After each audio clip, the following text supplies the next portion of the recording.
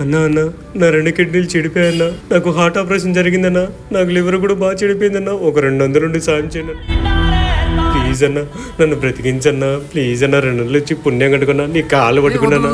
Sorry తమ్ముడు, జెన్యున్గానే నీ acting చాలా బాగా నచ్చింది, చాలా బాగా పర్ఫార్మెన్స్ చేసావు. కానీ నా దగ్గర డబ్బులు లేవు, ఉంటే ఖచ్చితంగా ఇచ్చేవాడిని.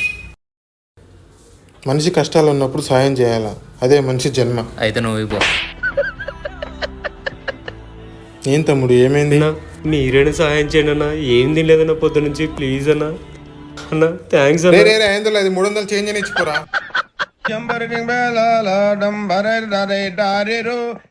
ఎందుకురా నీకు అంత కోపం? అయినా వాడిని చంపాల్సిన అవసరం వచ్చింది.